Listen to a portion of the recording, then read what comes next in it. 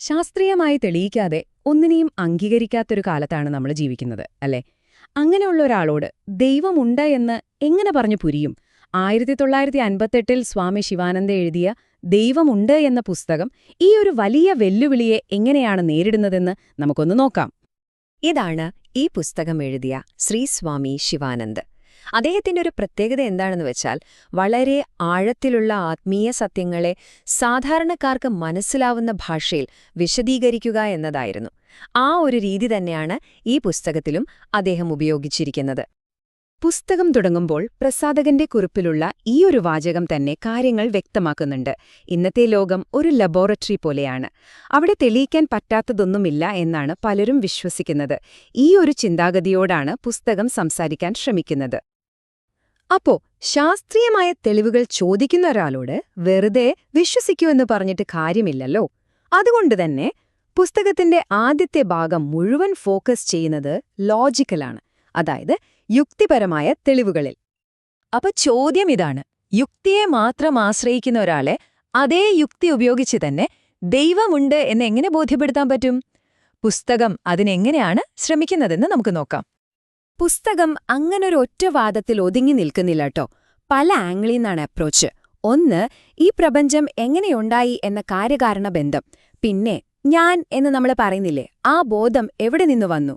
അങ്ങനെ തുടങ്ങി മാറ്റമില്ലാത്ത യാഥാർത്ഥ്യം, മനസാക്ഷിയുടെ ശബ്ദം, അങ്ങനെ പല വാദങ്ങൾ പുസ്തകം മുന്നോട്ട് വയ്ക്കുന്നുണ്ട്. ഇവിടെയാണ് ഈ രണ്ട് ചിന്തകളും തമ്മിൽ നേർക്കുനേർ വരുന്നത്. ഒരു ഭാഗത്ത് നിരീശ്വരവാദം ചോദിക്കും, ഈ പ്രകൃതി നിയമങ്ങളൊക്കെ തനിയെ ഉണ്ടായതാണോ? ഒന്നുമില്ലായ്മയിൽ നിന്ന് ഇത്രയും വലിയൊരു പ്രപഞ്ചം എങ്ങനെ വരും? ഇതിന് ശിവാനന്ദയുടെ മറുപടി വളരെ സിമ്പിളാണ്. ഏതൊരു നിയമത്തിനും ഒരു നിയമദാതാവ് വേണം. അപ്പോ ഈ പ്രപഞ്ചം എന്ന കാര്യത്തിന് ഒരു ഫൈനൽ കാരണം വേണ്ടേ? ആ കാരണത്തെയാണ് അദ്ദേഹം ദൈവമെന്ന് വിളിക്കുന്നത്. ഇനി ഈ വാദങ്ങളിലെ ഏറ്റവും ഇൻട്രസ്റ്റിംഗ് ആയ ഒന്നിലേക്ക് നമുക്കൊന്ന് പോയി നോക്കാം. മാറ്റമില്ലാത്ത അടിസ്ഥാന യാഥാർത്ഥ്യം എന്ന ആശയം. ഇത് തുടങ്ങുന്നത് തന്നെ നമുക്കെല്ലാവർക്കും അറിയാവുന്ന ഒരു കാര്യത്തിൽ നിന്നാണ്. നമ്മുടെ ചുറ്റുമുള്ളതെല്ലാം മാറിക്കൊണ്ടിരിക്കുകയാണല്ലേ. ഒരു മരം, അത് വെട്ടി പലകയാക്കി, ആ പലക കൊണ്ടൊരു കസേരയുണ്ടാക്കി, അവസാനം ആ കസേര കത്തിച്ച് ചാരമാക്കി. കണ്ടില്ലേ, രൂപമിങ്ങനെ മാറിക്കൊണ്ടേയിരിക്കുന്നു. പക്ഷേ ഈ മാറ്റങ്ങൾക്കെല്ലാം അടിയിൽ മാറാത്തൊന്നുണ്ട്. എന്താണത്? മരത്തിനും നിലനിൽപ്പുണ്ടായിരുന്നു, പലകയ്ക്കുമുണ്ട്, ചാരത്തിനുമുണ്ട്. ഈ നിലനിൽപ്പ് അല്ലെങ്കിൽ സത് അത് മാറുന്നില്ല. ഈ മാറ്റമില്ലാത്ത അടിസ്ഥാനപരമായ യാഥാർത്ഥ്യത്തെയാണ് പുസ്തകം ദൈവം എന്ന് വിശേഷിപ്പിക്കുന്നത്. സത്, ചിത്, ആനന്ദം, നിലനിൽപ്പ്, ബോധം, ആനന്ദം. അപ്പോ ലോജിക് വെച്ച് മാറ്റമില്ലാത്ത എന്തോ ഒന്നുണ്ട് എന്ന് നമ്മൾ സമ്മതിച്ചു എന്ന് വെക്കുക. അടുത്ത ചോദ്യം വരും: എന്താണ് ഈ സംഭവം?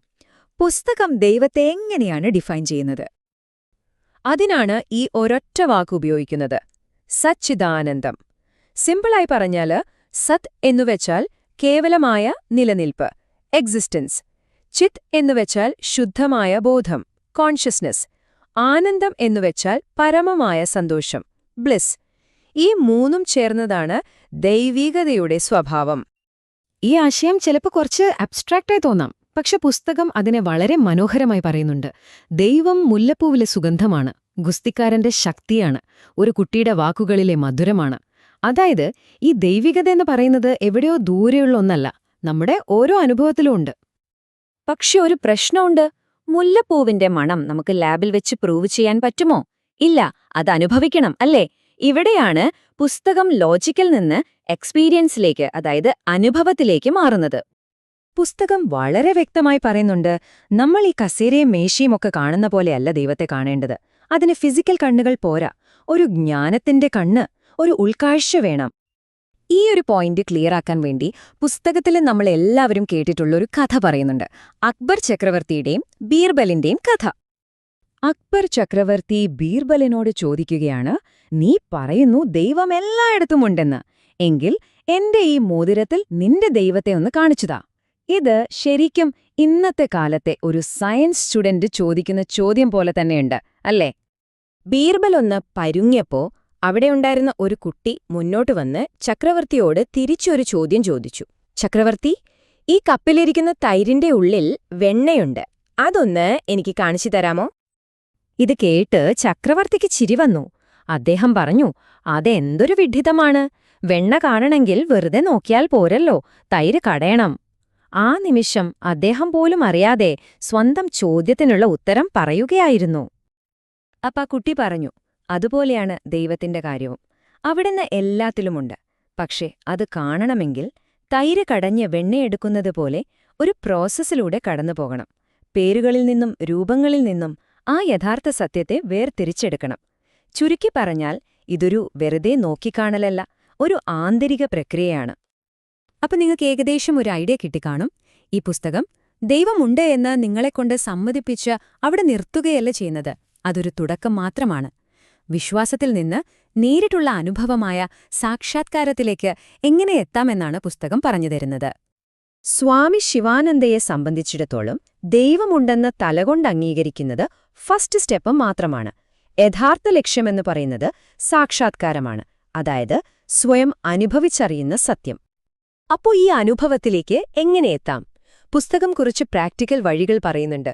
മറ്റുള്ളവരെ സേവിക്കുക, സ്നേഹിക്കുക, ധ്യാനിക്കുക, ദൈവത്തെക്കുറിച്ച് പാടുക, ജപം ചെയ്യുക, നല്ലൊരു ജീവിതം നയിക്കുക, അവസാനം പൂർണ്ണമായി സമർപ്പിക്കുക.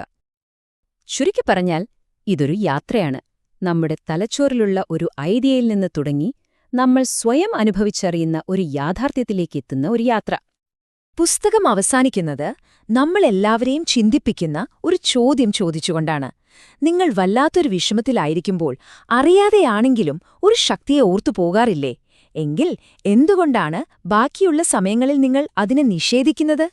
ഈ ഒരു ചോദ്യം യുക്തിയും അനുഭവവും വിശ്വാസവും തമ്മിലുള്ള ബന്ധത്തെക്കുറിച്ച് നമ്മളെ വീണ്ടും ചിന്തിപ്പിക്കാൻ പ്രേരിപ്പിക്കും, അല്ലേ?